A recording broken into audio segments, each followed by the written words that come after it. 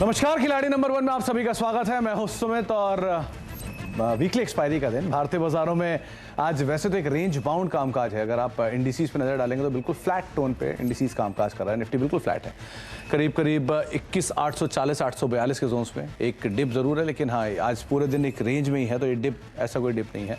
एक दायरे के अंदर ही इंडेक्स कामकाज कर रहा है सुबह से। निफ्टी भी, सेंसेक्स भी। निफ्टी बैंक के केस में हालांकि आज थोड़ी सी सिचुएशन फ्लैटिश साइड पर वहाँ पर भी है। निफ्टी बैंक बिल्कुल फ्लैट है और करीब 26 अंकों के आसपास गिरावट है। मिड कैप स्मॉल कैप के केस में मिड कैप हरे निशान में है, करीब 1% ऊपर, और स्मॉल कैप भी हरे निशान में है, करीब 1.25% ऊपर ये कामकाज कर रहा है, जिसकी वजह से एटलीस्ट एडवांस डिक्लाइन आपको तेजी में दिखाई पड़ेगा।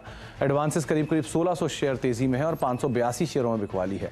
सो इंडेक्स में बिकवाली आई थी, बिकवाली को खरीदा गया और आज पार्टिसिपेट करने आ गया वापस HDFC बैंक, करीब 38 अंकों का पॉजिटिव कंट्रीब्यूशन। कल ICICI bank, axis bank contribute कर रहे थे, आज वो बिकवाली में है, HDFC बैंक कंट्रीब्यूट कर रहा है। M&M, ONGC, NTPC सरकारी शेयरों में कल भी तेजी थी, आज भी तेजी है। ONGC और NTPC दोनों मेजरली कंट्रीब्यूट करते हैं और M&M करीब 14 अंकों का कंट्रीब्यूशन यहां से आ रहा है। प्रेशर में है कोटक महिंद्रा बैंक, जो कल भी प्रेशर में था, आज भी है। रिलायंस इंडस्ट्रीज करीब 11 अंकों का नेगेटिव कंट्रीब्यूशन यहां से आता हुआ दिखाई पड़ रहा है। लेकिन ओवरऑल मार्केट में ब्रॉडर मार्केट्स खरीदारी में है और फ्रंट लाइन इंडेक्स जो है वो एक रेंज बाउंड ट्रेड के साथ कामकाज करता आपको दिखाई पड़ेगा।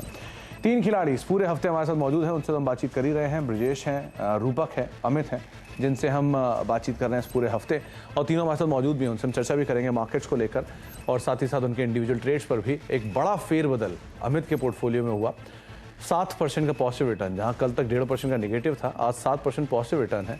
ब्रजेश करीब 10% का पॉजिटिव रिटर्न और रूपक -5% के आसपास रिटर्न यहाँ पर देखने को मिल रहा है।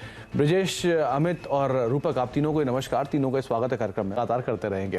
लौटते हैं वापस मार्केट की तरफ और तीनों जानकार हमारे साथ बने हुए हैं। अपनी जो कॉल्स है उसका समय लेते हैं, तो शुरुआत अब सीधे कॉल से ही करता हूँ। रूपक, आपकी तरफ से, क्योंकि रूपक का पोर्टफोलियो पहले अच्छा लेकर आइए, किस तरह का उनका पोर्टफोलियो और कौन कौन सी कॉल्स का स्कोप उनके पास बचता है। तो रूपक के पोर्टफोलियो में नाल्को है उनके पास जो होल्ड है, न्यू इंडिया एश्योरेंस है जो कि होल्ड है, और जाइडस में वो प्रॉफिट्स को बुक कर चुके हैं। अब एक कॉल का स्कोप रूपक के पास बचता है। रूपक, आपकी तरफ से पहली और इकलौती कॉल। मेरे कॉल रहेगा पेट्रोनेट पे। पेट्रोनेट ने आवली चार्ट पे एक राउंडिंग बॉटम फॉर्मेशन का ब्रेकआउट दिया और डेली चार्ट में भी एक रिकवरी दिखा रहा है विद गुड वॉल्यूम। मेरे ख्याल से शॉर्ट टर्म में 305 तक जा सकता है और नीचे एक स्टॉप लॉस मेंटेन करना होगा 274 पे। 274 का स्टॉप लॉस और 305 के अराउंड के टारगेट शायद बनते हुए दिखाई पड़े।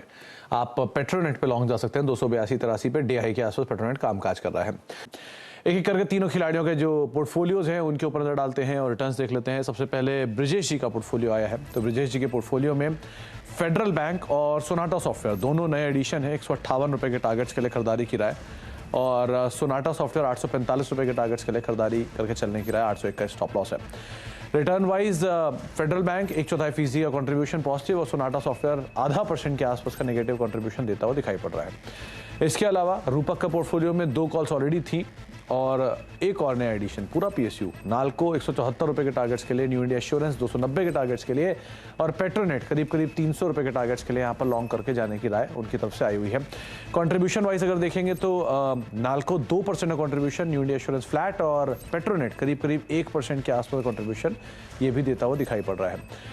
अमित के पोर्टफोलियो में टाटा स्टील ऑलरेडी होल्ड है 146 रुपए के टारगेट्स के लिए, NLC इंडिया नया एडिशन है 275 के टारगेट्स के लिए, और IOC 200 रुपए के टारगेट्स के लिए यहाँ पर भी खरीदारी कर चलने की राय। कंट्रीब्यूशन वाइज अगर देखा जाए तो टाटा स्टील 3.5% का पॉजिटिव कंट्रीब्यूशन है, NLC 1.5% का, और IOC करीब फ्लैट टू नेगेटिव साइड पर। एक बड़ा रिटर्न में फेरबदल हुआ है अमित के पोर्टफोलियो में। 9% का रिटर्न अमित का हो चुका है, 10.5% पोर्टफोलियो का रिटर्न है ब्रजेश जी का, और रूपक का करीब -5% के आसपास रिटर्न सो फार देखने को मिल रहा है। अभी भी 1.5 दिन एटलीस्ट बाकी है, तो लेट्स सी कैसे कामकाज होता हुआ दिखाई पड़ता है। बहुत बहुत शुक्रिया अमित आपका भी, बहुत बहुत शुक्रिया ब्रजेश आपका भी, और रूपक आपका भी हमारे साथ मौजूद रहने के लिए और सभी शेयरों पर, बाजार पर हमसे अपनी राय शेयर करने के लिए। एक ब्रेक का वक्त है, ब्रेक के बाद लौटेंगे और कमोडिटीज मार्केट के अपडेट भी देखते हैं। छोटे से ब्रेक के तरफ। नमस्कार।